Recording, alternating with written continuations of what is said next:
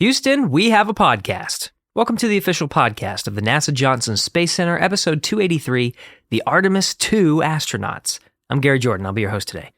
On this podcast, we bring in the experts, scientists, engineers, astronauts, all to let you know what's going on in the world of human spaceflight and more.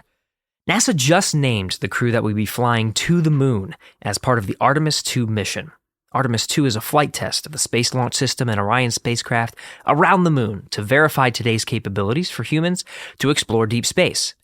After the uncrewed Artemis I mission, which tested the Space Launch System on its first flight and pushed Orion to its limit, verifying some of its most critical systems, we're on the path to taking that next step. I was super fortunate to get a chance to spend some time with these individuals for this podcast. And let me tell you, these are some exceptional people. The Artemis II crew, revealed to the world, is Commander Reed Wiseman, pilot Victor Glover, and mission specialist Christina Cook and Jeremy Hansen.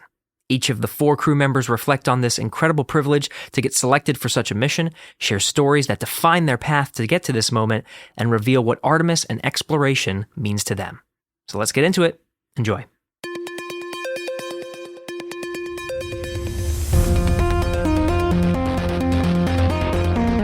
T-minus 5 seconds and counting.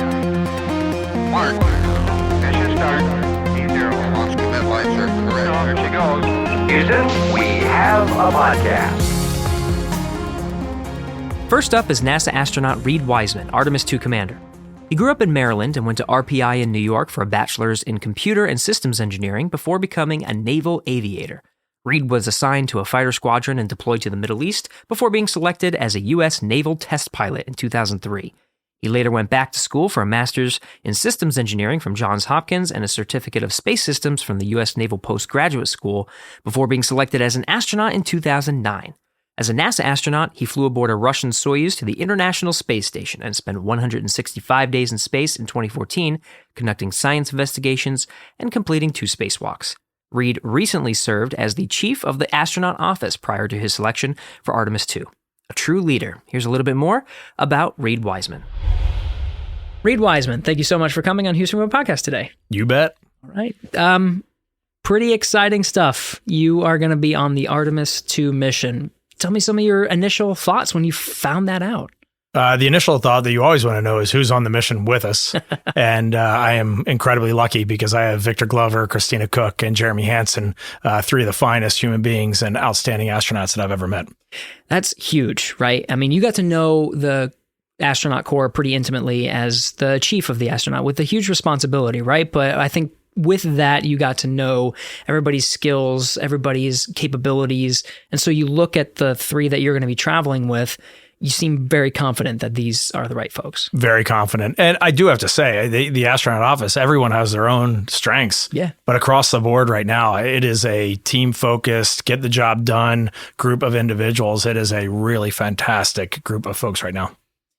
You know, I want to kind of take a step back and talk about you and get to know you as a person. You grew up in Maryland, and there was maybe this influence of the military really close. You got Annapolis, but I wonder if it was maybe that proximity or maybe something else that sort of sparked your interest to pursue aviation, to go, to the Navy. What was that initial? What was your childhood like that sort of led you down that path? Well, first, I have to say Maryland is a beautiful state, and you don't really realize it until you move away, but that is a beautiful place to grow up, yeah. And I love going back and visiting my old hometown. But for sure, the most clear memory I have that sparked that aviation military interest was we lived fairly close to a small, I think it was an Air National Guard airfield, Martin State, I think it was called, but A-10s from the Air Force would fly over maybe once or twice a week. And as a kid looking up at that, like that was just, it was like, I loved it. It was getting the adrenaline going. And then definitely Annapolis is close by. My brother went there. I went to a Blue Angel flight demonstration down there for a graduation. And that is one of the coolest things you could ever see. So those things started to build on my desire to be in the military. And I looked a lot at the Air Force and the Navy and decided that I wanted to be on a ship at sea, and I wanted to experience that and what that felt like. It translates pretty nicely, I think, right? Being on a ship at sea to maybe, being in space. It's maybe slightly tighter quarters, but I think those skills translate very nicely. And I wonder if maybe during your time in the Navy or even before you were even considering, at what point you started considering that astronaut was a reality. Oh, you never consider that astronaut is a reality until you get selected. I think everyone goes into that with it as a dream, and you want to take that shot at fulfilling that dream. There was never a minute in my life that I thought I'd be selected to be an astronaut. That was just not even possible. Even after going through 2 rounds of interviews in 2009, you still just look at it as such an improbability that you want it and you go for it. And if you get it, that's awesome. And if you don't get it, you got a great life. So I loved being a pilot in the Navy. I loved showing up to work every single day. I liked the people I worked with. I liked the mission we were doing. And so if I hadn't come to NASA, I would have woken up sad for a few days, I'm sure. And then I would have been right back into it because I had an awesome job before I came here. I think that's important. I hear that a lot with the astronaut corps. They just loved what they do. And maybe that was what helped them to become astronauts in the first place. But just knowing that you just got to be passionate about whatever you're in, I think that kind of is big. You can't just be longing for astronaut. And then if you don't get it, you're just, sad to your core. I think you just have to enjoy that. I agree that people get tired of the advice that most of us give when they say, hey, how can I become an astronaut? And the standard response is the right one. Find something you're passionate about in life and do it as a career. And if you do that, then you're best setting yourself up to be an astronaut. And honestly, you're best setting yourself up to be a successful, happy person. You did ultimately get a call though, and your call story to become an astronaut is pretty funny. You were just telling it to us earlier, but it just seemed like it was just poor timing. So my call story to become an astronaut came from Peggy Whitson, and it came in the form of an email. Peggy, amazing astronaut. She was running the selection board when I got selected, and I was deployed on an aircraft carrier in the Middle East. And so there was really no way to call into the ship. And so I got that email from Peggy, and Steve Lindsay, who was the chief astronaut at the time, he was CC'd on that email. And the only sentence that was written on there, it just said, hey, please give one of us a call. And that was when I read that email, I was just numb to the core. And then the longer story of that is I go to try to call Peggy, and the ship went into general quarters, which meant they shut down all external communications. So I had no way to email. I had no way to call.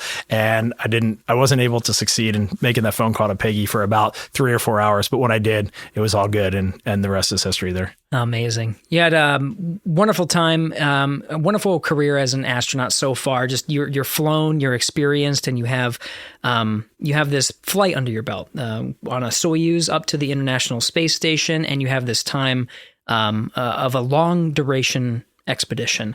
Can you talk about the training that got you for that specific mission? What you were training for was, of course, you had the Soyuz training because you had to get a ride up and back. But of course, the idea of training for the International Space Station. And when you went into that, there were years of fine-tuning of the training process to allow for, astronauts to be as successful as possible. When you reflect on that, what were some of the highlights of training? The first thing that I reflect on in training for a long duration mission is you very quickly realize that it takes a huge team to successfully operate the International Space Station. So when you're in training, you are relying fundamentally on mission control. Mm-hmm. And we have mission control centers around the world for the different partners that are involved in that. But there's no way one human being can know all of the systems, the environmental control systems, the external thermal systems, the payload systems. And so you go into that training thinking you're going to master all of this, and you really quickly realize, okay, here's what I need to do in this training. I need to know how to take care of myself, and I need to know how to be a good crewmate. So you are learning from day one, you're really focused on what are the payloads I'm going to operate on, and then you're really focused on what are the emergency procedures and how am I going to keep myself safe if something bad goes on. And that is where you focus the bulk of your time with your crewmates. Definitely need some crew bonding time so that you know these people that you're flying in space with. That's very, very valuable. And then when you have those sorts of things wired and you're seamless on those executions of emergency procedures, it's pretty much time to go fly. There is an interesting mix of all the different pieces that you have to know.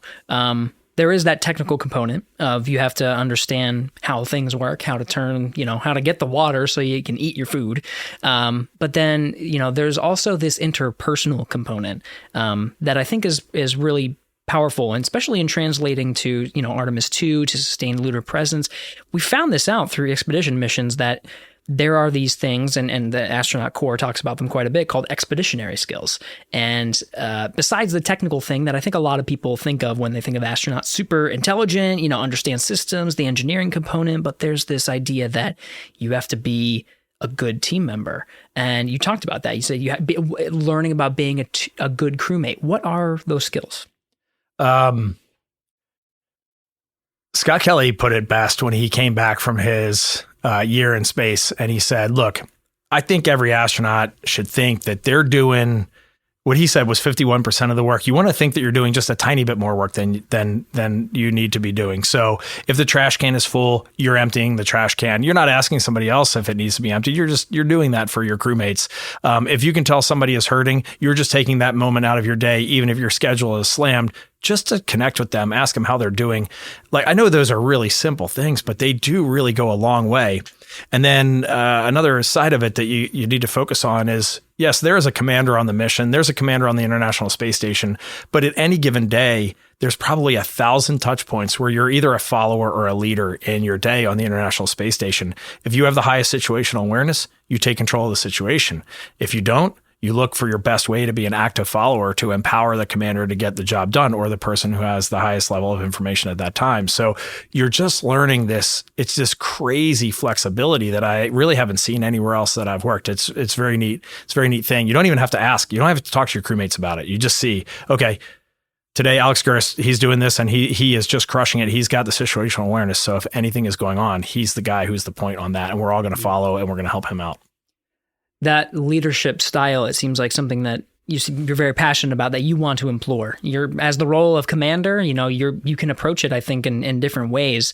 But it seems like you want to have that mix of, being that resource, but then also pulling on the intelligence of the team. Is that, as you just described, is that sort of your approach to how you plan maybe to be a commander? Well, first, if you sit down and talk to Victor, Christina, and Jeremy, you will realize that there is some strong talent on this crew. Yeah. So yes, I would love it if I could just sit back and help them in any way I can for us all four of us, and then all the teams on the ground to accomplish this mission safely. That's the end goal. Take care of the people. And when the hardware is ready to fly, we go fly. And I think that is the strongest role a commander could bring to this. You talk a lot about responsibility. At least we just came from another recording, and you were talking about this level of responsibility, and you were reflecting on your time as the chief of the astronaut office, and how you internalized that responsibility so strongly. I think your goal of what the threshold was for success was just so high, and because you took on the responsibility of taking care of all the astronauts. Can you describe kind of what that was like as the chief of the astronaut office? There's a lot of sleepless nights. Yeah. You do internalize a lot of it, and you want what is best for the team. You're always looking what's best for each individual, but at the end of the day, you also need to know what's best for the team, what's best for the astronaut office, what is best for the international partnerships, the space station program managers. And that is a very challenging thing to balance. Sometimes you make decisions that that decision is not the best for the individual person, but that is the best decision for the entire program that is going on. Or there are other days where you know that somebody really needs your help and you're making a decision for that personal person when you know it's going to hurt the end goal of the International Space Station program manager. Just trying to balance all of that and trying to look with the broadest lens possible. I think that's a big challenge. Another thing that I hold very near and dear to my heart is if you're going to make a decision about a person, you have got to go talk to that person. You can never, ever, ever for even 1 second assume that you're making the right decision on their behalf, because you never are. People are complicated. Emotional beings, and just sitting down and talking with someone for even 10 minutes will shed new light on a problem that you've never thought of. So I'm definitely a collaborator. I definitely want to talk to people. I want to try as hard as possible to make the decision as late as possible with the most amount of information. I think it's this side of you that I think you're trusted to be the commander of this mission. You take on this responsibility so fully and you internalize it, and it's one of the top priorities.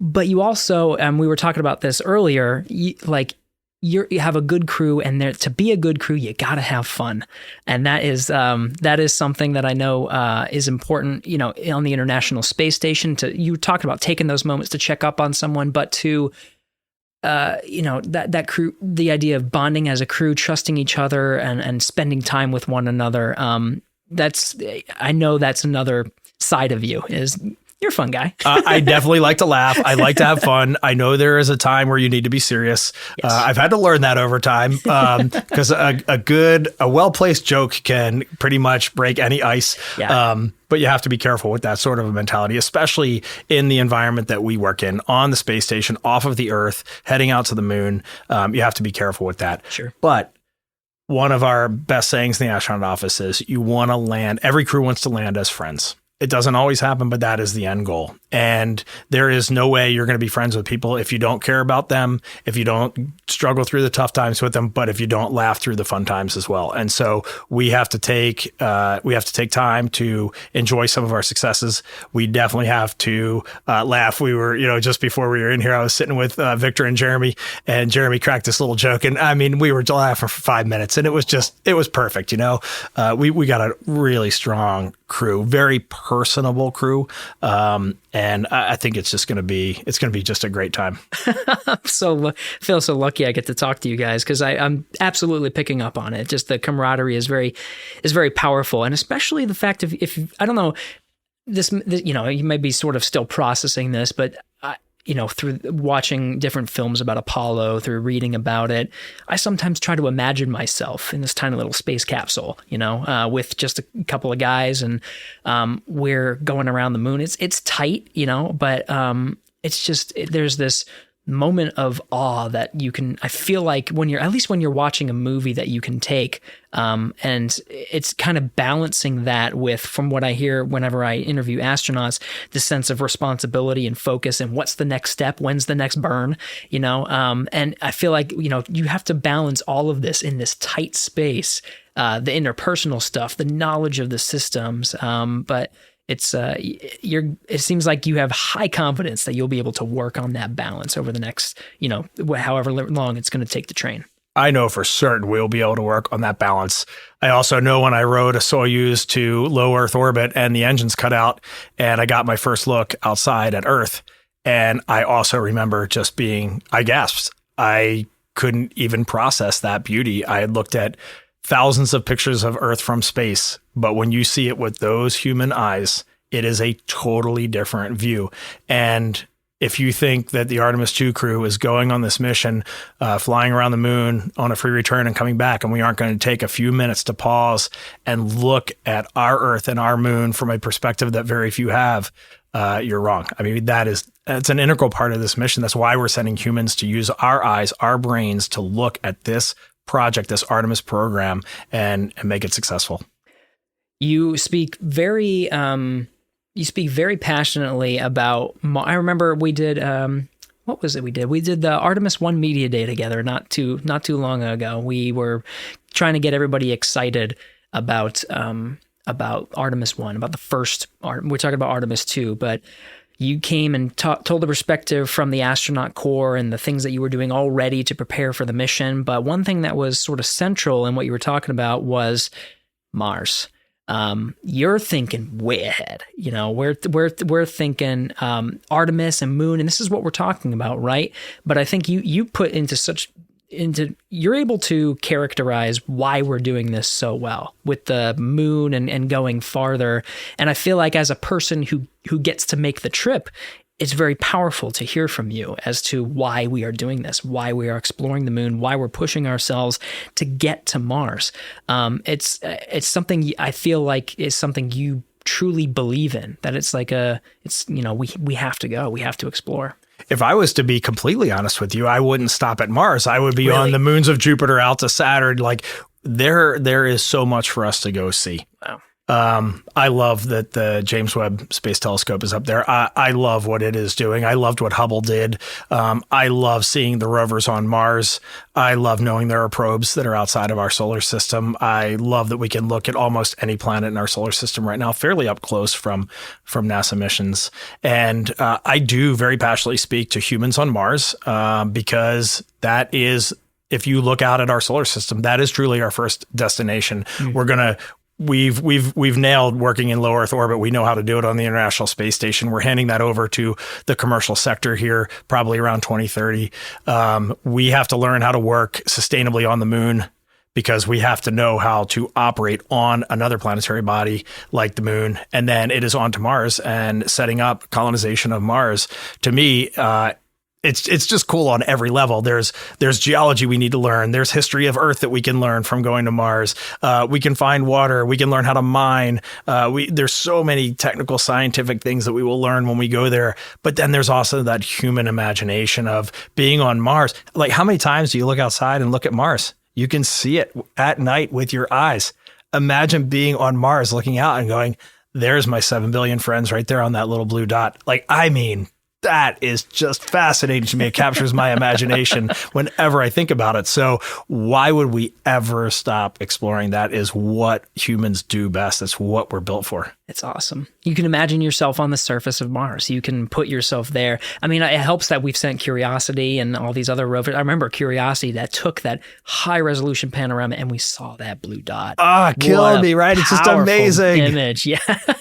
Now you can not only imagine yourself swinging around the back end of the moon and seeing an Earthrise, but you get to experience it. I don't know if you've sort of sat with that for a moment, maybe gone back and looked at Apollo 8 when they did sort of the same thing and be like, oh my gosh, that's like, we're going to get to do that. You know, the next generation of students, teachers gets to experience this level of excitement, and I'm a part of it.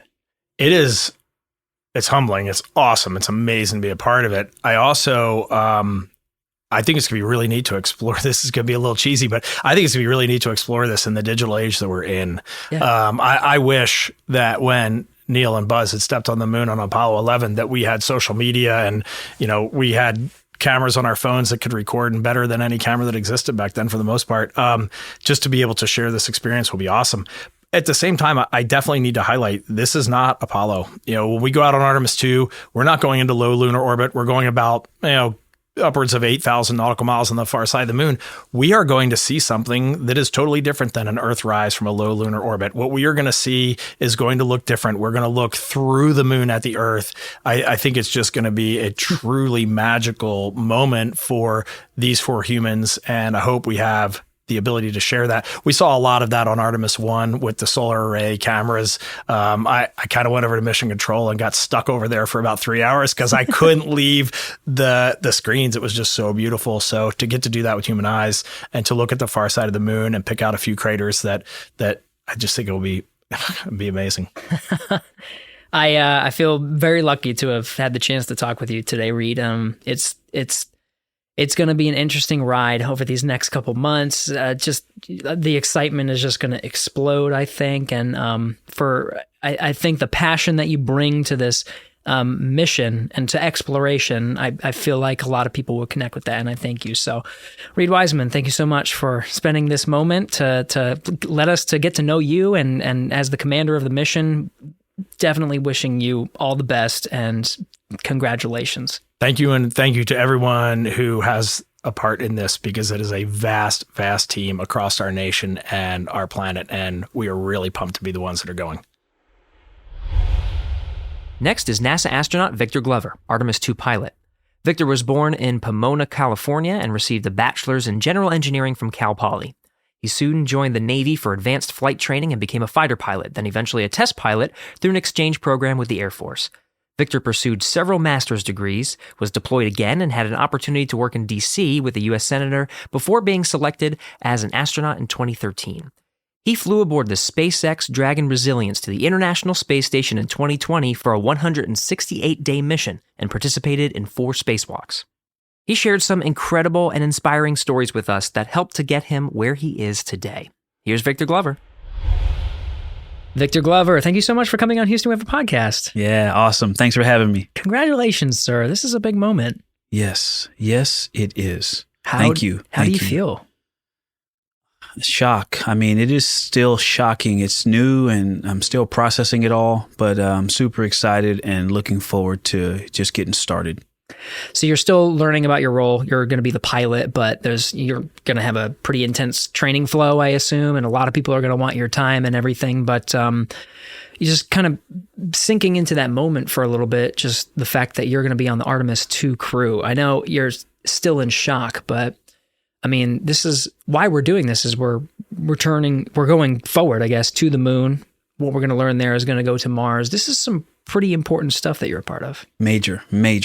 It's big time. And that's the big picture that I want people to remember. You know, Artemis II is more than just the first crewed mission to go back to the moon or forward to the moon. And it's not just a mission to prepare for Artemis III. This is the beginning of the journey to Mars. We are sending humans to the moon to land on the moon eventually and have a sustained, responsible presence on the moon. But that's all to prepare the hardware, software, and the people for us to eventually send humans to Mars, the first crewed mission to Mars. We've been talking about that for a long time. We were 25 years from going to Mars when the Apollo program ended in 1972. We've just stayed 25 years from it. Well, now we're chasing that down and we're finally making progress toward sending humans to Mars. And that's amazing. People say that, this is a marathon, not a sprint. It's a relay race. And we get this baton for a little while. We get 500,000 miles and then we pass the stick. That's a good way to think about it. If you go back to your childhood, did you think you would ever be a part of this? Did you have a space bug early or anything like that? Well, I mean, yeah, I had a lot of bugs though, man. I wanted to be a stuntman, policeman, a fireman. I had all the bugs, okay? Oh, okay. Like literally and figuratively. But no, I wasn't dreaming this big. I mean, I'd stare up at the moon and everybody sees something different. I see a rabbit in a rocking chair. Yeah. And I would stare up at the moon and never thought I could go to the moon though. And so, yeah, it took a long time to even, get in the mindset of wanting to do something like flying jets and then having the audacity to apply for the astronaut program, and even coming here in 2013, that was not the mission. So going to the space station was the focus, and it's been my focus, and it's been really amazing to watch this develop around me. And so, no, this is well beyond my wildest dreams. I wonder, there seems to be a theme there with a lot of your aspirations as a kid, policeman, fireman. It seems like you had this kind of desire to serve, to... Well, there's two facets of it, Okay. Team sports has always been a part of my life. So working on, high performance teams, that's always been a big thing for me. Service. My grandmother would make us go to convalescent homes and youth homes around the holidays. And so I just grew up with this idea of like, the best way to celebrate something is to serve someone else. And then I got to be honest, they also have a theme of like just excitement. When the X Games came out, if you remember way back in the day when the X Games came out, I was like, they created the Olympics for me. I love kind of extreme things, going fast, jumping high. I pole vaulted in high school. Oh. If you can imagine, like I used this really long stick to throw myself away from the ground as far as I could humanly possibly get away from the ground for a brief time, right? And so I like kind of the adrenaline and the speed and the noise and the power, but connected to service and working as a team as well. I liked pole vaulting when I was in track and field, but the pole vaulters had to stay until the 5:45 bus home. They couldn't catch the 4:30 bus home. Oh, so you feel me? I did hurdles so I can get home. Yes. Yeah. There were, and we were the last ones to finish at the track meets. Now, the cool thing about this though, so actually this is my favorite sports memory. So I wrestled and I played football as well. And I ran track at the end of the year. But my favorite times in sports were the all-day meets, the invitationals. And at the end of the track meet, as everybody would finish, they would bring their blankets and their coolers out to the center of the field. And by the end of the meet, my whole team would be sitting in the middle of the field, cheering me and the other vaulters on. And then when I finished, it was like, I don't care if I was in last place or first, it always felt like a hero's welcome to go back to my team. And and just the orange slices and Gatorade, man, they always tasted amazing. It's like that victory of the accomplishment of doing something, of putting forward the effort to try to achieve something, and that celebration afterwards. And you said you like to do the team side of things. And that's it. The accomplishment, we all were out there building sweat equity. And that's the beauty of a sports team, is they all do that, right? No matter what your event was, some people were running miles and some people were jumping, without a pole and sprinting. But at the end of the day, we all knew what each other was doing, but then at the end of the day, we celebrated together. No matter what, whether we won or lost the meet, we celebrated together. You had a lot of seems like different paths that you could have gone, but you chose flying. Why was that? Oh, my dad. Oh, okay. Yeah. Next question. No. So, it's an interesting path because, gosh, do you want the short version, the medium version, or the long version? We got time. Okay, man. So, this is actually this is a big deal for me. This is the heart and soul of my outreach. It comes from this story I'm about to tell you. So I grew up in Southern California. My dad was a police officer, but I was born in Pomona. And if you don't know it, you're like a lot of people, but it's in Los Angeles County. And so growing up 70s, 80s, gangs, and I lived in, briefly in a part of town, a part of Pomona called Sin Town. Not the nicest place in the world. So, a lot of those paths I could have taken, we don't talk a lot about, but they weren't good, right? A lot of my friends wound up in gangs. Like, these were my really good friends. And I just had some good influences keeping me out of that. But there was a movie popular when I was, I think, in high school, maybe junior high, called Boys in the Hood. Lawrence Fishburne, if you remember Morpheus from The Matrix. Lawrence Fishburne, he played a character named Furious Styles, and his son was named after him, so he called him Trey. And he's walking on the beach talking to Trey, the man talk. But one of the things he says to him, he says, Trey, don't go in the Army. Never join the Army. There's no place for a black man in the Army. And the reason I bring that up is that movie captured something that I just think was true of my community. This sense that type of service is not for me. Now, Furious Styles had served in Vietnam. That was his character's background. And when he came home, you know the history. After Vietnam, we kind of vilified the military, and there were a lot of things going on. And especially for our enlisted folks, lots of them wound up homeless, needing mental health care that they did not get. And it was a really bad period for our country. Now, so I'm 16 in high school. I had done pretty well in sports, and I was hoping to maybe get an athletic scholarship. And the Marine Corps had noticed. They gave me an award and on West Point, and the Naval Academy came to my house and asked me if I wanted to wrestle. I said no. The Naval Academy came back and asked me if I wanted to play football at Annapolis. I said no. I had 3 opportunities based on sports to go to the service academies, to the Naval Academy or the military academy at West Point. And I said no. I didn't talk to my counselors. I didn't talk to my parents or anything. I just said no. Because of that belief, that conversation with Trey and between Furious Styles and Trey kind of summarizes how I felt. And so fast forward, I go to college. I'm studying engineering. I want to design automobiles. And I have a mentor who is one of the few black faculty members at Cal Poly. And I'm sitting in his office waiting for him to come in for one of our sessions. And is Professor Wallace. Professor Wallace rounds the corner, and he is in the full military regalia. He's a Navy captain in the reserves. And I didn't know that. So when I saw him, I'm saluting with the wrong hand and like, when did you enlist, sir? And he's like, I'm a commissioned officer in the United States Navy Reserve. And so we had a long conversation about that. But seeing his face in that uniform changed that narrative for me. Wow. That moment changed. That conversation we had that day led to me joining the Navy about a year later, while I was still in college, in a program called the Baccalaureate Degree Completion Plan, kind of like ROTC, when a school doesn't have an ROTC program. Okay. That's Reserve Officer Training Corps. And so I joined the Navy while I was still in college. And in the process, that application process, I was talking to my dad, and remember, go back, service, team, but also adrenaline. I wanted to be a Navy SEAL. I was going to BUD/S. I took the physical. I was in much better shape. I wrestled and played football in college, and I was going to go to BUD/S, basic underwater demolition, SEAL. I wanted to be a Navy SEAL, jump out of airplanes, shoot guns, blow stuff up. Yeah. And my dad says, listen, I know some guys in the SWAT. My dad is a retired police officer. I know some special weapons and tactics guys, SWAT officers, and I don't know if that's what you want to do, but I also know some pilots. And after the military, they fly for the airlines, and that's pretty amazing.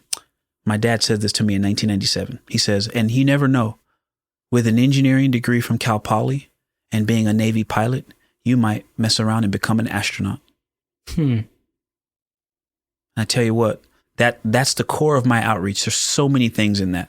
The service, the adrenaline, but then listening to your elders. My dad so many times has been right. Yeah. And so that's why I signed up for aviation instead of going to Navy SEAL training, and probably would have enjoyed the heck out of either. But this has definitely been a pretty amazing journey. There is a significant amount of, I would say, almost luck in your story. Finding the right person at the right time to guide you in the right direction. Amen. I don't believe in luck, right? I don't believe in luck, but I also don't believe that this is all due to my effort, or I have not accomplished this in a vacuum.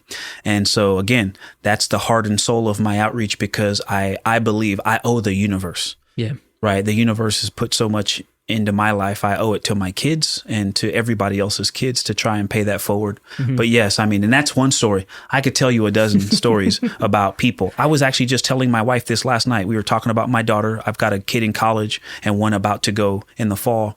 And I said, I can draw a straight line from a conversation with one of my mentors in college, Roy Haynes, who has passed away since, but from a conversation I had with him when he encouraged me to join the military to now. And if that conversation with Roy didn't happen, we aren't here, sitting on our bed having this conversation. And I could do that with so many things, so many moments, so many mentors, my parents, my grandparents. And I just, I carry that with me in my heart, because it's motivation to do what I do, but also to try and give as much of that back as I can.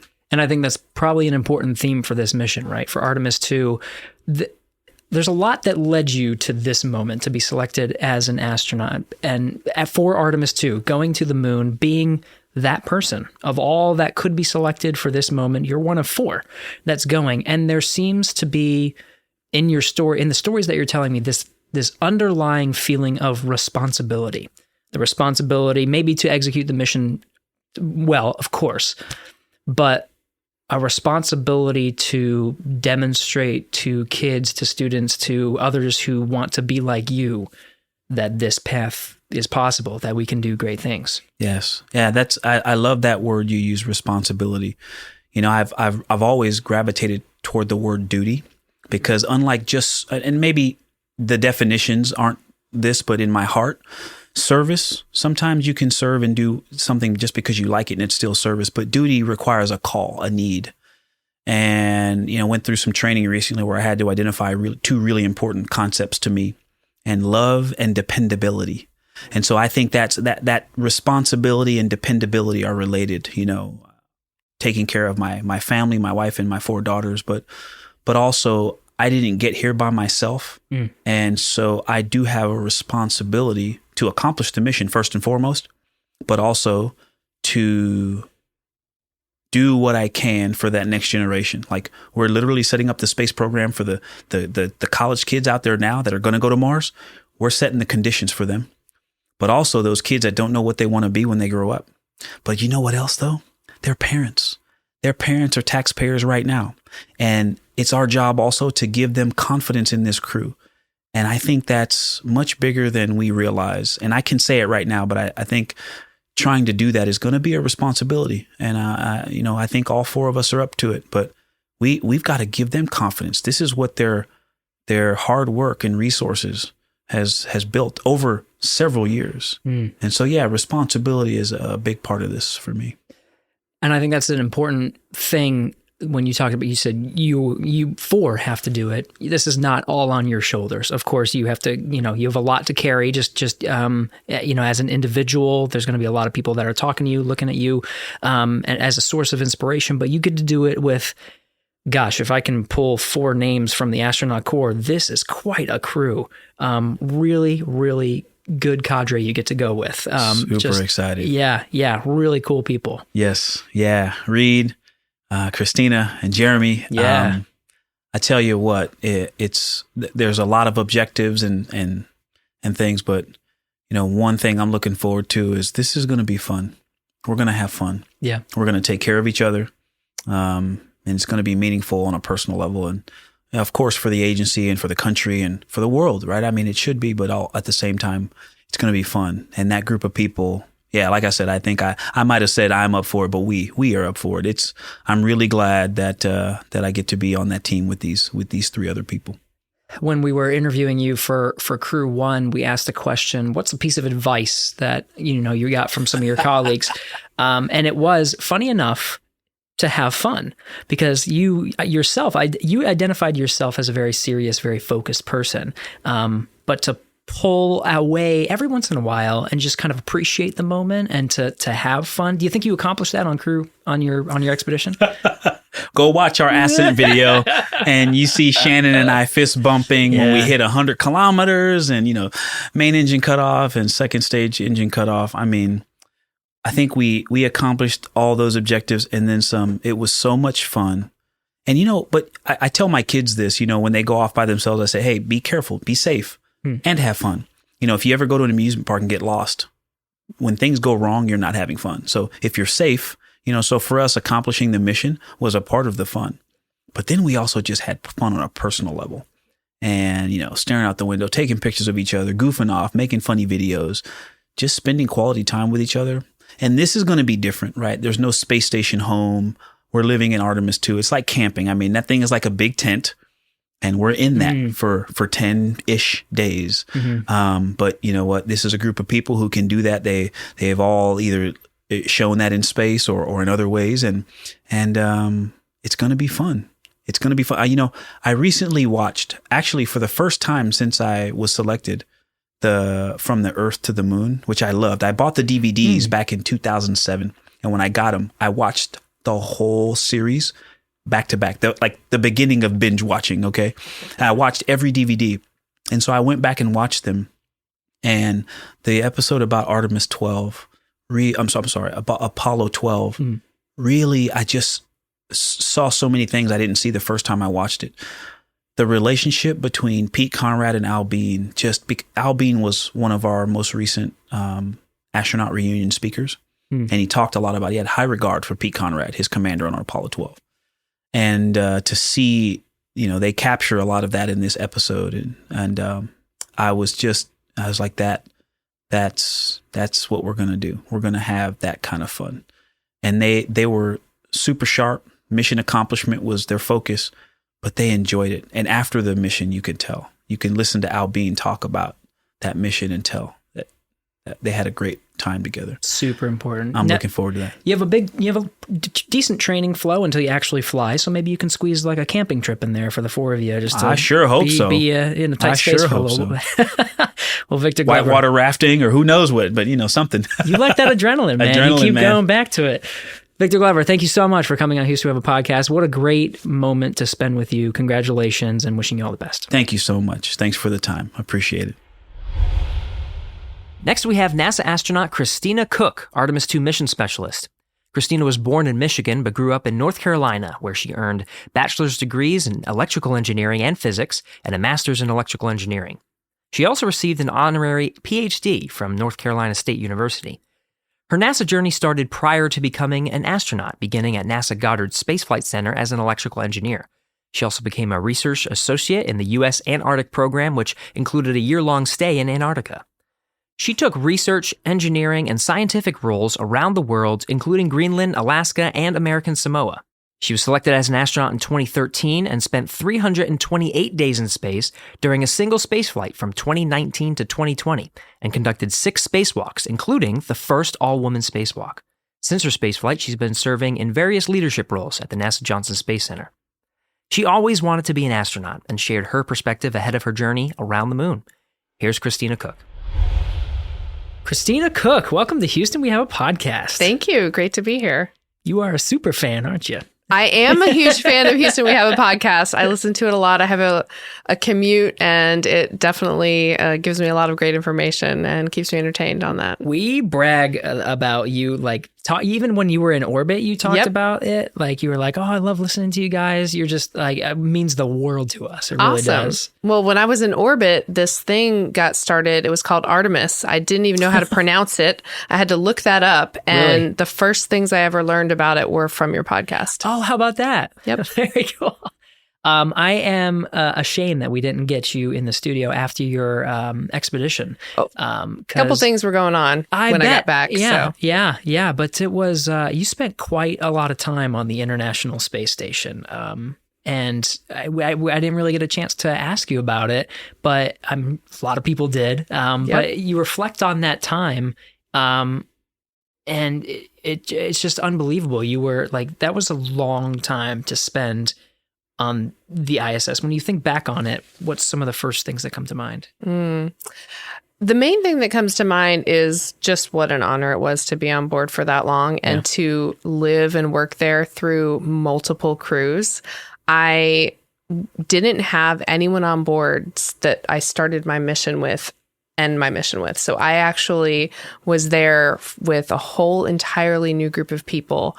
And that's not that common. Other long duration flyers usually have another crewmate that has at least been there from the beginning, and there's some continuity there. But just seeing how many different ways there are to live and work in space and how different groups of people go about doing that. And I think the big thing, my biggest takeaway from my time on board the space station was teamwork and humility, that it really just takes a huge group of people to do what we do, and that you need your crewmates, you need your team on the ground. And that can take a lot of different shapes and forms. But being a part of that through kind of different eras and generations was awesome. You know, this is a theme that we've been hearing with talking with all the Artemis I astronauts, is this idea of team. And it's, I said Artemis I, I meant Artemis II, but it's not even true for just Artemis II. This is just a central thing to being a successful astronaut, is you're not going to go alone. That's not a thing anymore, right? We're going to the moon together. We're on the space station together. You absolutely have to have a very strong team. Yep, absolutely. And it starts with your training team believing in you, and it goes all the way out through the team that's on the ground when you launch and land, and that carries you through every day. And I think what was interesting about your mission is you just mentioned this, is you form these bonds with, I think, on the ground, and you're training with one crew, but then with one, with this cadre of astronauts, but then you have to sort of switch that. I wonder if that was, I could see it about a couple different ways. It could be like a positive experience. You get like, fresh new faces, welcome, or if it's like you kind of miss that crew. Maybe it's a little bit of both.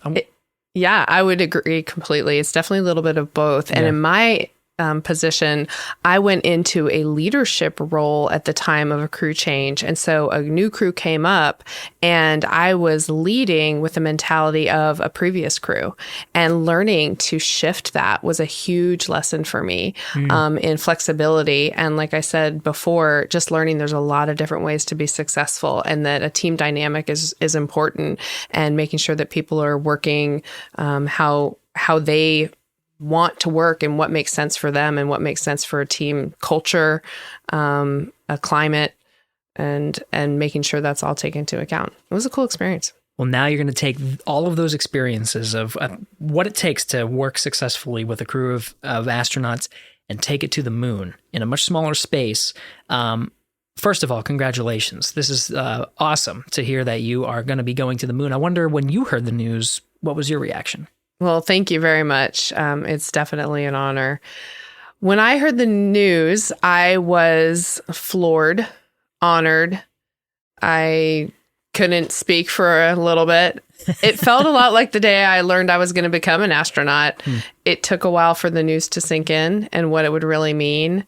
And I think overwhelmingly, though, my desire was to make my crewmates proud and make my fellow astronauts proud, and really everyone, because I truly think that this mission is for everyone, really for all of humanity. And so that is kind of the overarching feeling that settled in after originally hearing the news. Unbelievable. I want to take it back, though, because it's been a while since we had you on the podcast. I feel bad that it wasn't me. I forget what came up when we last had you on, but we had you on before your expedition, before you launched. And so just to sort of reintroduce you to our audience, grew up in Michigan, and I wonder if there was some maybe part of your childhood or something that maybe you caught the space bug or had some idea that this is the direction that I want to go. Yep.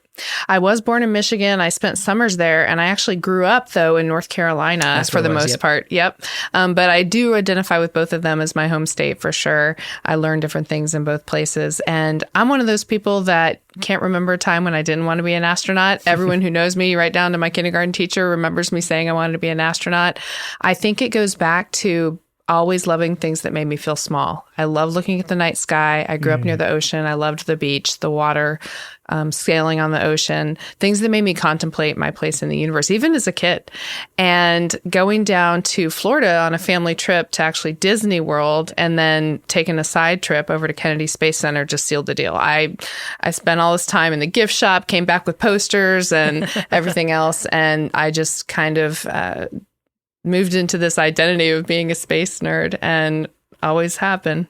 That's amazing. And it was engineering that you pursued? That's right. And so what, of all the ways that you can pursue being an astronaut, why engineering? Well, I wasn't sure exactly the road I was going to take. I love building things and making things. I also really love theoretical things. So I did also major in physics. But I knew I was kind of a maker, and I used to hang out in the shed with my dad. We would fix things, make things, build things, woodworking, working on cars, motorcycles. And I just loved that time. We called it shed heaven. And so eventually the ISS became another version of shed heaven. But yeah, tinkering and learning how things work was always something I really enjoyed. And it's funny because I used to go to space camp, and we used to learn the ways that you should become an astronaut, all the little things that you should do, the way, the different paths, becoming a pilot and things like that. And I remember one day in that literal class called How to Become an Astronaut, when they were listing things on the board of what you should do. And I looked at the list and I looked around, everyone's copying everything down because we all want to be astronauts. And I said, I'm not going to live my life by a checklist that's on a board. I'm going to do what I'm really passionate about. And later in life, if I look back and I see that maybe I've become someone that I could make the case for being a part of this team and being able to contribute, then I would do it. But I held it in such high regard, I couldn't just change what I was passionate about to pursue it. It was too lofty for that for me. And so since engineering was what I loved and what I was gravitated towards, that's where I went. And I never did learn to fly prior to joining the astronaut corps and some of the other things. I identify so strongly with that. You made me think about in college, I was trying to figure out what I was going to do too. And there was a moment where I was applying for several different internships because I knew that was a thing you had to do. And I was going to business school at the time. I was having this existential crisis of, do I even want to be in business, right? And I remember sitting down and I got through the interview stages for an insurance company. And they asked me, as part of the interview, they asked me this question. They said, do you like money? And I was like, I paused because I was like, is that why I'm doing this? Am I doing it and then I started spiraling. Am I doing it only for money, or am I do I want to find something that I can get behind, that I believe in? And it was a moment within a question that just shifted me. I need to refocus. I need to make sure that whatever I'm going to do, I'm going to love. Wow. That's awesome. And that's the exact heart of all the advice that I give to people that I speak to. Number one is do something that you love. That can be hard to figure out what that is, but oftentimes going back to what you loved as a kid can really help lead you in the right direction. Because I think, there is a certain thing with doing what you love, but I think there's also this sense that you have to kind of push yourself out of your comfort zone too. Because I think sometimes what you love will present some challenges, and you're going to have some things along the way that's just like, oh, I'm not meant for this, or, this is way too hard. But I'm sure you encountered something like that where you just it was a challenge, but you're just like, I have this goal, and if this is what it takes to meet this goal, I'm gonna do it. You nailed it. After number 1 and 1A that I tell people, do what you're passionate about, and then the next thing I say is do what scares you. Mm-hmm. And you get out of and contribute the most to the world when you do the things that you think are just outside of your reach, or very far outside of your reach. And for me, one of those first things, besides pursuing the engineering in school, which was definitely a challenge, but the big challenge was I took a job wintering over at the South Pole as a cryogenics technician. I had never been a cryogenics technician before, and the previous 3 or 4 cryogenics technicians they hadn't been successful in preserving the supply of cryogenics, which is needed for the science of the South Pole over the long winter. And so taking that on, and also knowing that once you sign on to that, you can't necessarily leave in the middle of it, that was a huge challenge. And that really was pivotal for me in finding that love of taking on things that you're not sure you can do. Is a good, even today, Antarctica is an analog for extreme environments. It kind of puts you in this mindset that maybe if you think about being an astronaut, you don't really fully appreciate until you do something maybe like that. And I know maybe that kind of helped you to either to set yourself up for success for your expeditions on ISS, or that experience of living and operating in an extreme environment translates very nicely to spaceflight. Absolutely. Some of the things that I learned for getting through the winter at Antarctica, I 100% applied in some of the exact same ways to my 11 months on board the space station. Mm-hmm. Now, your training for the space station, when you finally got, actually, let me back up. The call. This is always a cool moment to talk about. When you got that call, you said you had been dreaming about being an astronaut since being a kid. And then there's this moment where somebody over the phone is going to tell you that your dream is about to come true. I'm sure that's something that stuck with you. Definitely. I was living in American Samoa at the time, working in another really remote science base, similar to the job that I had at the South Pole. And so the call came in very, very early because of the time change, and it woke me up. And I was so certain that the call was going to be the bad news call that I almost started thanking them for their time, not really apologizing, but, kind of being deferential before they even had a chance to talk. And they actually interrupted me. And it was Janet Kavandia. And she said, no, I want you to come join our team. And I completely was dumbfounded, couldn't speak. And she said, hello. And so, after I would manage to pull myself together and continue the conversation, it was incredible. And I went ahead and went to work that day, came home, and on the way back, I wasn't sure it really happened. I was thinking, was that a dream? I got woken up, and luckily I had jotted down some notes. And I ran back and looked at the notepad, and there it was. It had really happened. And yeah, my life's never been the same ever since. In a positive way. Absolutely. Fulfilling, living the dream. And you have to spend so much time on the International Space Station. I know that was some time ago. What have you been up to since? Yeah, it was. I actually just celebrated my 4-year launch anniversary, and about a month before that, my 3-year landing anniversary. So it's been a time of reflection for sure. Yeah. And since I've been back, I've been really lucky. I had one of the most incredible and unexpected opportunities ever, which was to go into a leadership role in the astronaut office. I got to be the branch chief of what we call as the assigned crew branch, which means that I got to lead a group of around 40, mostly astronauts who were either in space, training for space, or recently returned from space, and then the support staff that makes all that happen, the schedulers, and people that provide provisions. So anything having to do with, no kidding, humans going to space, I got to lead. And I discovered just that leadership. I hadn't done that type of work before on that kind of a scale. And it completely just blew me away how much I enjoyed it. I have always been a completely technical, nerdy person. Electrical engineering and physics were my majors. All I wanted to do was be at a lab bench tinkering. And this was even better than that. Developing people, being able to contribute to people's success, and trying to anyway. Hopefully I did. Removing barriers. That was awesome. And that led me to think about other, realms, leadership in other ways. And I ended up taking a rotation working as a technical assistant to our center director, who is Vanessa White right now. And that was a year-long rotation that is nearly complete. And it has been an amazing learning opportunity. The things I've been able to see, learn about how a center runs, the governance of NASA, just everything that goes into leadership at that type of a level. It has just been such a privilege. And in sort of an eye-opening way, it sounds like, because this is, like you said, we talked about challenging yourself a little bit earlier, but in a way, this was a way to kind of immerse yourself in what it takes to be a successful leader, to run a successful team. pulling some of the lessons over this time where you were in these leadership roles. What are some of the key things about operating a successful team, being a good leader? What are those qualities that stand out to you? So many. I often think how great it was that I was even able to be in the room with the Johnson Space Center senior staff who are all completely dedicated individuals who care so much about human spaceflight and being successful and making their people successful and having successful missions. So yeah, just being in the room with them in some of the strategy sessions and things like that was awesome. Watching them lead their teams, watching the center directors lead.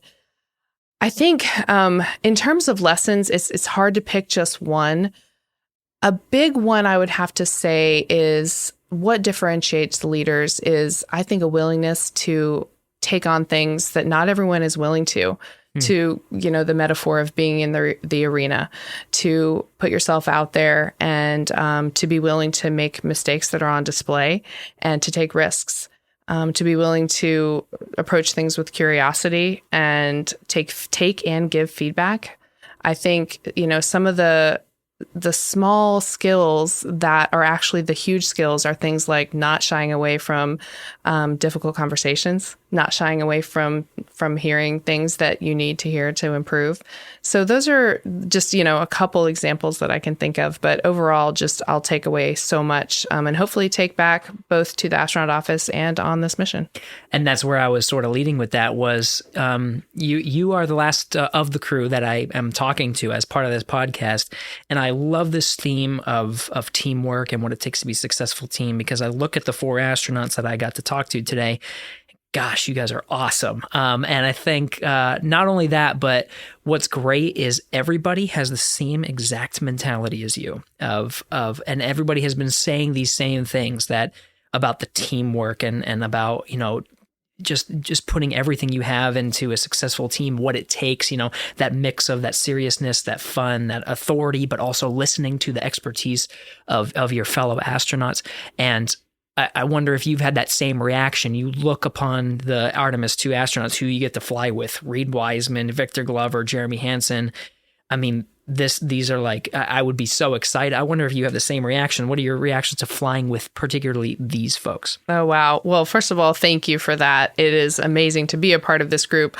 The 3 people I get to fly with are my heroes. Victor Glover is a classmate, so I consider him one of my best life friends. And I've had the chance to work very closely with the other 2 as well. As a mission specialist, I see a role developing where I get to focus on another skill that I think is just as important as leadership, and that is followership.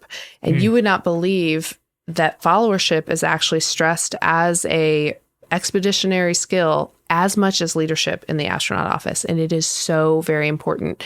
And even going back to the rotation that we just talked about, where I was supporting our center director, I learned a lot about followership, because my goal in life was to contribute in whatever way I could to someone else's success as a leader, and knowing when to step in to either offer something or to anticipate what someone might need and to provide it before they ask.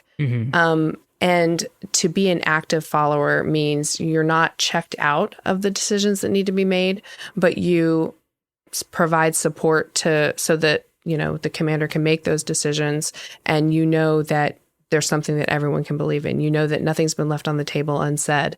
And I think some of those skills I hope to bring in this role, which in turn is a way of leading in some ways. So I hope that I can sway things about kind of our culture as a crew. And to do that as a mission specialist who can find a niche, technical and in terms of just how we get along, I think is something that I'm looking forward to. Awesome. Now, ahead of you, you're going to have to obviously have a lot of training from the technical side. You have to learn about the Orion. They have to learn about the mission profile. You have to go through all these emergency procedures. There's going to be this heavy component of learning, but I think there's also going to be this heavy component of bonding, and I think that's going to be something that's going to be just as powerful, is that you're going to be spending so much time together. But you have to balance that.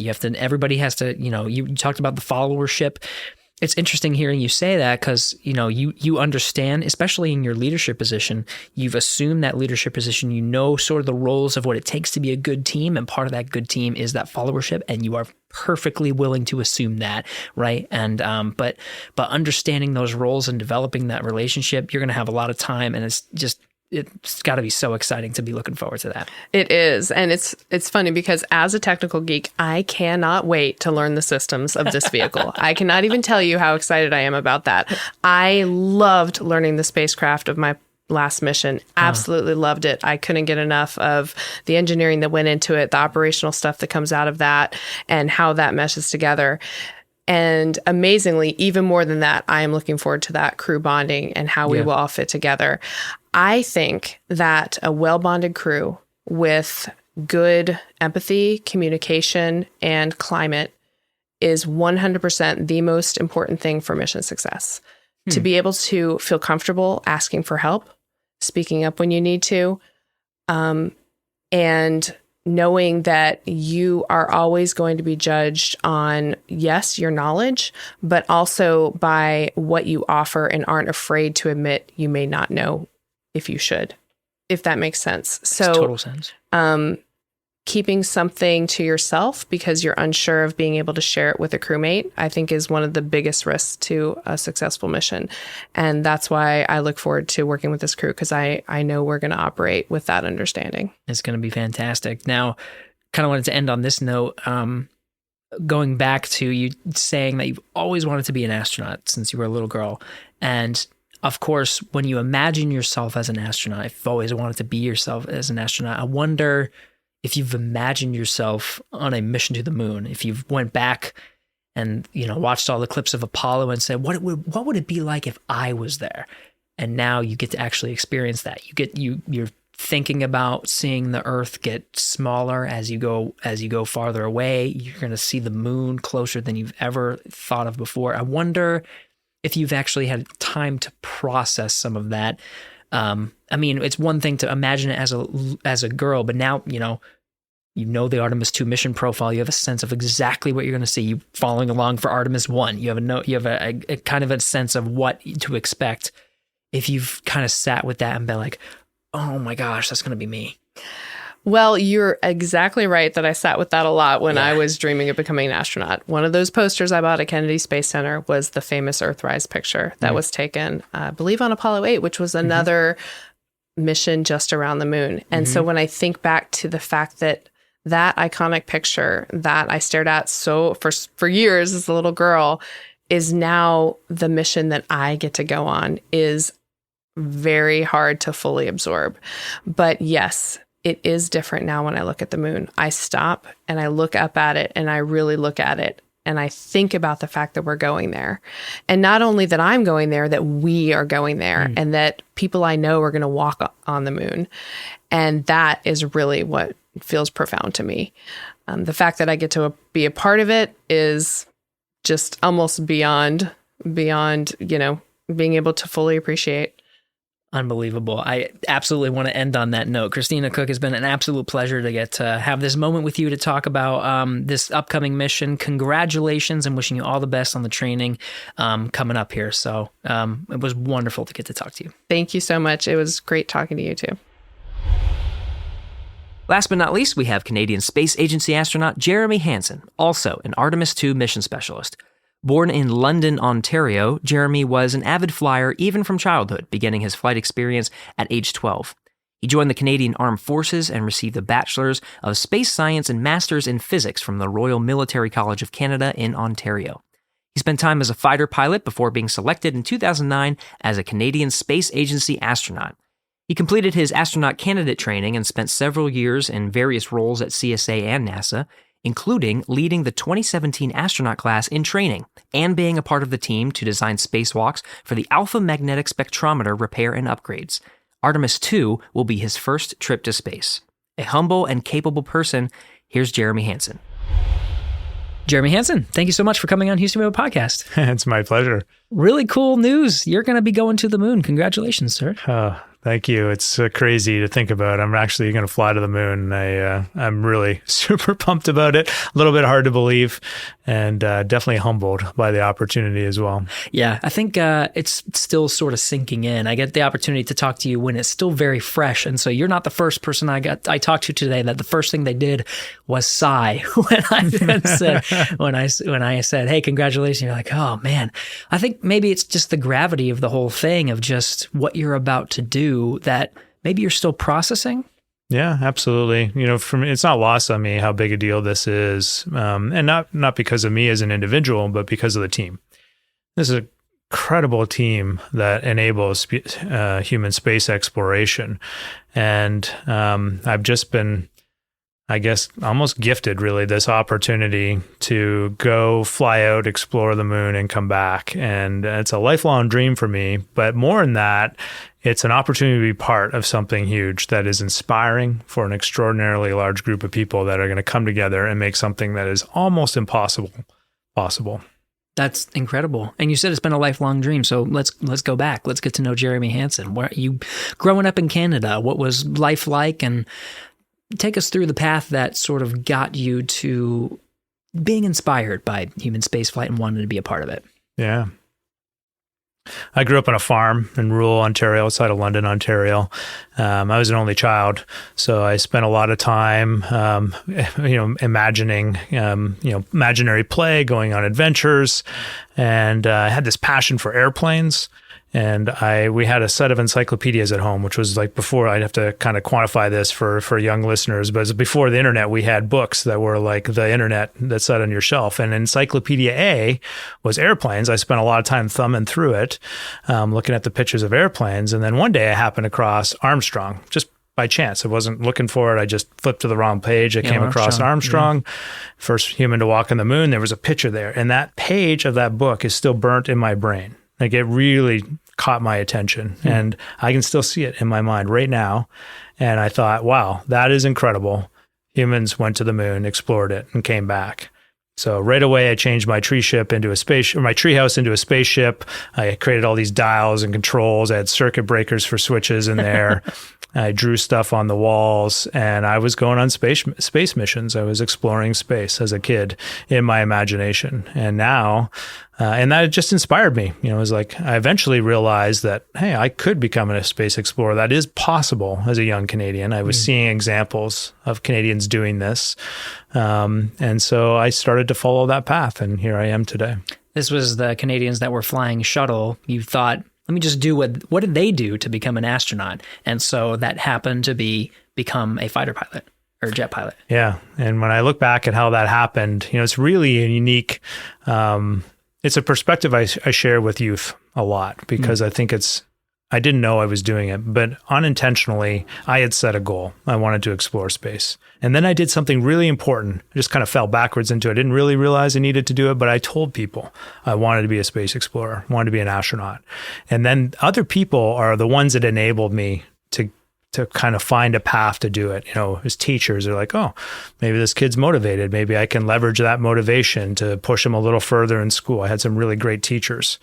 My father told me about the Air Cadet program, which was a really cool youth program in Canada, and they'll teach you how to fly. And he's like, hey, if you're interested in planes, maybe you want to fly and join Air Cadets. But Air Cadets did so much more for me than teach me to fly. They taught me self-confidence. They taught me to be a leader. They taught me what it is to be a good Canadian citizen. And they prepared me to join the Royal Canadian Air Force, become a fighter pilot, fly the CF-18, and ultimately all of those experiences and all of those people investing in me is what made me ready, made it possible for me to have a credible application, to be in the right place with the right skills to become an astronaut. Amazing. Yeah. So those interpersonal skills, let me focus on those for a second. Just, I think people, when they think about becoming an astronaut, they think, I got to study hard. I got to know math, and you have a background in physics, so you're definitely good at math. But the interpersonal stuff plays, I think, a bigger role than I think people originally think. Because you're not just a solo space explorer on a space capsule yourself. You have to get along with a team. And that's become ever more clear with International Space Station missions. So just honing those skills, I feel like, is something that maybe helped you to become an astronaut. When you did the interview, people could tell if I had to be stuck in a tin can with this guy, I think I could do it. Yeah, I really like that you've honed in on that. I think it's super important. I share with youth a lot. There are kind of three things you need. You do need academics. You are going to have to do your best in school. You are going to have what I call operational skills. You have to push yourself. You can't just sit at home and play video games and be ready to be an astronaut. You got to have a diverse set of skills. You're going to have to get out there and do things that are a bit scary for you, a little bit. You will have to challenge yourself to be an astronaut. But then the last one, the big one, is you're going to have to be a good team player. You're going to have to be able to take care of others. You're going to have to want to take care of others. And you're right. Nobody wants to be trapped in a tin can with, someone who doesn't have empathy, can't put themselves in your shoes for a moment. And those are skills that we talk about a lot in the astronaut corps because they are incredibly important. Can you do it without it? You could. But can you do better? If you work well as a team, you can do so much better. Tell me about when you finally thought, I am ready. This open application is out. They're accepting Canadian astronauts. I'm going to see if I can throw my name in the hat. And then following that, the call when you got it. Mm-hmm. Yeah. So, anybody that can do math understands that your odds of being selected to be an astronaut, at least in my time frame, are low. And then you do apply. Of course, you can't have it if you don't ask for it. You have to go for it. Yeah. I did apply, but I had very low expectations. I was 100% confident I could do the job, but I had very low expectations that I would be accepted, mostly just statistically, but also meeting the other applicants. I'm like, wow, these are extraordinary people. I just really don't think I'm going to stand out and they're going to pick me, even though I knew I could do the job. And so I guess I was, almost pleasantly surprised in the end. I was like, wow, they're going to give me a shot at this. And I'm really going to have to bring my A game. I'm really going to have to step up and fill these big shoes that they've given me to wear. But now that, I look back upon it, there's this big team of people behind me, Canadian Space Agency here at NASA, people that are helping me to fill those shoes. I'm not doing it alone. Mm-hmm. Yeah, definitely that team component is huge. You finally got selected, though, and started with your astronaut training. Anything kind of stick out in that time that where you were training as an astronaut candidate? Yeah, it was kind of like a 2-year period when you first get here at the Johnson Space Center. We call it astronaut candidate training. And it's just a really tremendous experience. You're trying all these new things for the first time. You're learning to do, space robotics to fly Canadarm. You're learning how to do spacewalks. We're working on those expeditionary skills, kind of those team skills that you're talking about. So we're putting that class of astronauts in some really tough and challenging situations together, like backpacking expeditions out in the wilderness, things that don't necessarily look like spaceflight, but there are a lot of similarities to, what's required for a team of astronauts. But I'll tell you about that 2-year period. My richest memory about it is, not the individual experiences, but the camaraderie. I love that class. And I love the whole astronaut corps. Now after over 13 years at the Johnson Space Center, I love the entire astronaut corps. I love working with them. But that class, that's special to me. And I'm going to fly to the moon with one of my classmates. So that's, Reed Wiseman and I are classmates. And so that's pretty special. That's awesome. Full circle. Around the moon, but first full circle. Mm-hmm. So let's see. I want to focus on your NASA career a little bit, or your time at NASA, because you were a huge part of the team for many different aspects. This will be your first space flight, which, of course, if you think about, being the first one going to the moon, that's not bad. But you spent a lot of time at NASA helping the team out, and the one that sticks out to me was the alpha magnetic spectrometer. Huge undertaking from the team. I got to be a part of it myself in some capacity, learning to do the commentary for it. So I had to absorb, but you had to create it. You had to work on the spacewalks, figure out the techniques, and do it with a very large team. That must have been, to me, it feels like it would be a defining career moment. But tell me about your experience with the alpha magnetic spectrometer. Yeah, it does stand out for me as, I don't know if I would call it defining, but it is one of those. It was one of those experiences that taught me a lot. And I think when you're a little bit scared of something, that's what really focuses you. And we all knew, all of us that were on that team that really understood what needed to be done. We knew that we could mess it up. We knew that we could break this this amazing scientific instrument that is literally exploring the universe from the International Space Station, we could make it a paperweight if we got it wrong. And we had time. We had lots of resources available. We had lots of amazing minds working on it. And we also knew we could do it, but we also knew we couldn't be lackadaisical about it. We had to be really focused. And even after we had a plan, and it was a good plan, and we had great confidence in the plan, we knew that there was no room for human error in a few of the points. And so we had put in place some protections to try to prevent them. But at the end of the day, we still had question marks over our head. And I love that. I mean, that is exploration. That is pushing the limits. And so when teams know that there could be a very public failure, that's where you see the real people, see what they're really capable of. And I'm so proud of that team. I'm really proud to be a part of that team. I'm really proud of what that team accomplished. Do you think maybe that experience, or maybe others, contributed to your preparedness for Artemis II? Maybe through the working with teams, solving complex problems, there might be some components here that you're going to pull whenever you're actually flying for those 10-ish days.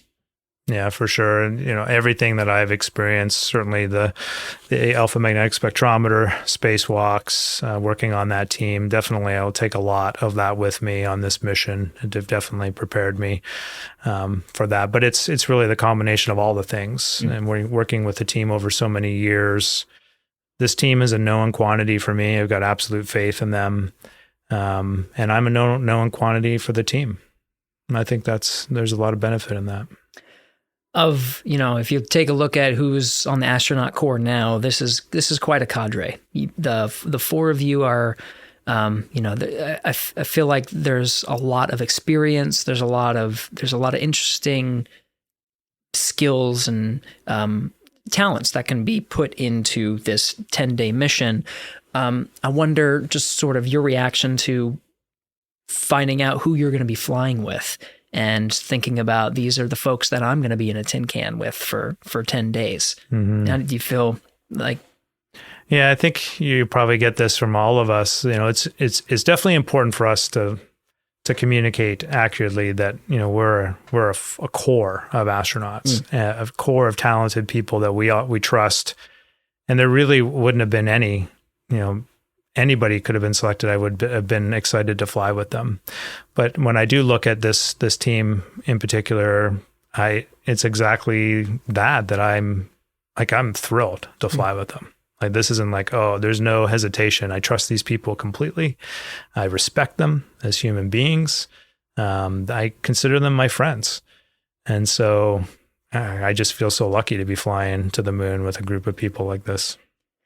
Every astronaut before you that has flown to the moon has been an American. And this sort of builds off of that legacy, but it has this new component of going together, this international component. And I think if you look at the crew, I think you kind of represent that as the Canadian. And it's sort of the first step of many, of including international partners in exploring the cosmos. Thinking about that responsibility, how do you feel on approaching that in terms of what it means for you representing Canada, representing international collaboration for Artemis? Well, I was feeling fine about it until you framed it that way. My bad. For me, I think the international collaboration is the sweetest aspect of human space exploration. The fact that we've gotten to this point where we, and in truth, the United States could do it on its own. This is an active choice to involve an international partnership in building the International Space Station and going back to the moon and going on to Mars and doing it together. It's an intentional decision. I think the United States should be applauded for that decision. In my mind, that is the essence of leadership. That is the definition of leadership, where you look out and you realize that if you curate a team of people that can work together and do incredible things, you will do more. And so that, I think, first off, I always kind of point back to just kind of congratulate the United States and having that kind of bold vision. I think it's amazing. And as a Canadian, I'm very appreciative of that leadership. And then I think the next aspect of it that really resonates with me is, as a Canadian astronaut, I've been very fortunate to travel across all of Canada, see our industry, see our engineers, our scientists, our academics, our thinkers, and they're incredible. And the fact that the U.S. is providing this opportunity allows them to shine, puts them in a place where it lifts them up to make some incredible contributions. And in this example, I'm not flying on Artemis II for any other reason than the fact that Canadians have created this opportunity for me. They have risen to the challenge. They've taken on some really big challenges. We have a slot on Artemis II because we as a country, committed to building Canadarm3 for the Gateway, the space station around the moon. And this is not just like a carbon copy of Canadarm2. This is something completely different. This is a much bigger challenge to do space robotics in deep space with the latency, the delay in communication between the Earth and the moon. This is a complete redo of space robotics. And so it's a big deal. It's a big challenge. And I'm proud of Canada for stepping forward, for bringing real value once again to the partnership and showing that it is worthwhile to put in the effort to do this as an international collaboration.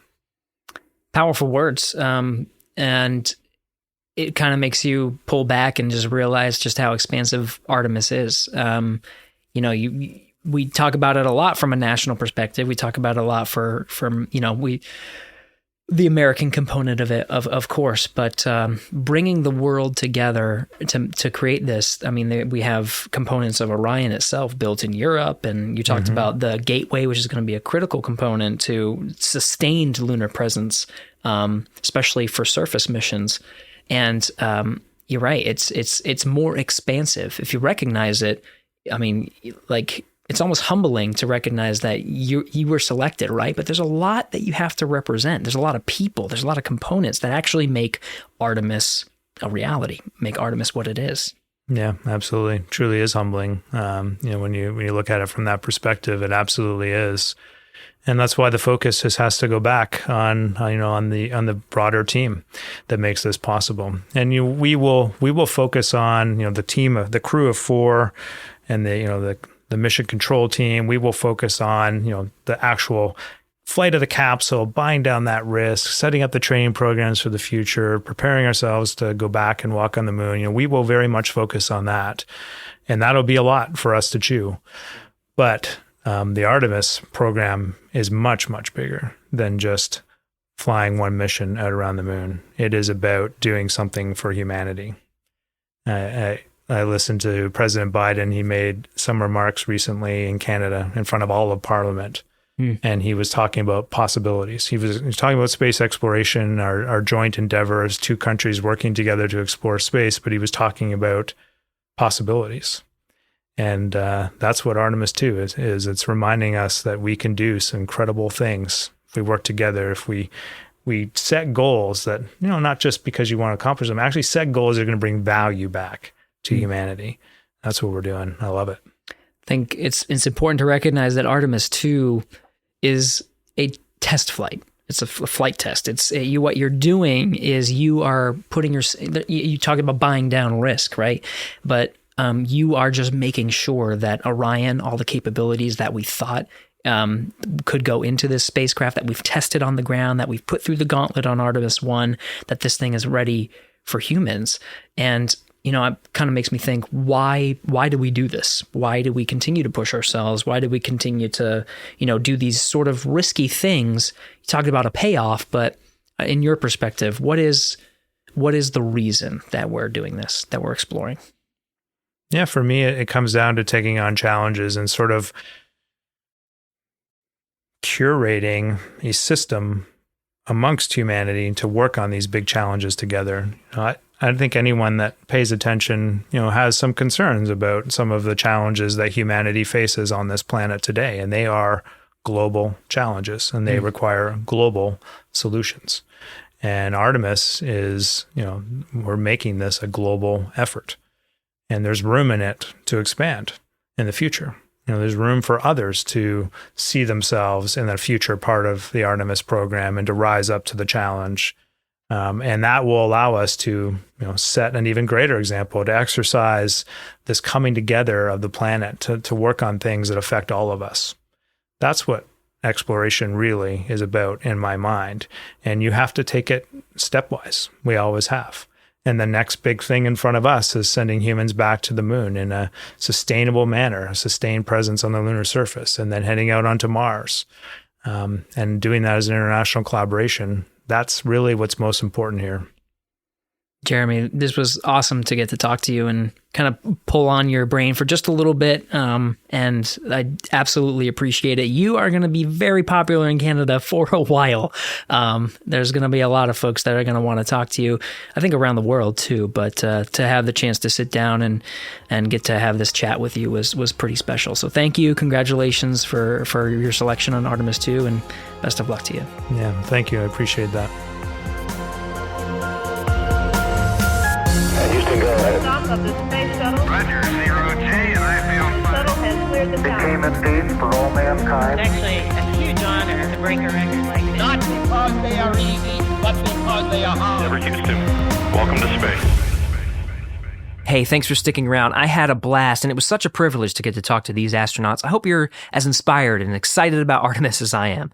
If you want to check out more of our episodes, we're on nasa.gov/podcast. If you want to learn more about Artemis specifically, you can go to nasa.gov/Artemis. There's actually a whole page on just Artemis II, and you can follow along on the mission there. If you want to talk to us, though, at Houston We Have a Podcast, we're on the Johnson Space Center pages of Facebook, Twitter, and Instagram. Just use the hashtag AskNASA on your favorite platform to submit an idea or ask a question for us. Just make sure to mention it's for us at Houston We Have a Podcast. These interviews were recorded in March 2023. Thanks to Will Flato, Pat Ryan, Heidi Lavelle, Belinda Polito, and Jaden Jennings for their work in the podcast, as always. And of course, thanks to the Artemis II astronauts, Reed Wiseman, Victor Glover, Christina Cook, and Jeremy Hansen for dedicating some time to chat. Give us a rating and feedback on whatever platform you're listening to us on, and tell us what you think of our podcast. We'll be back next week.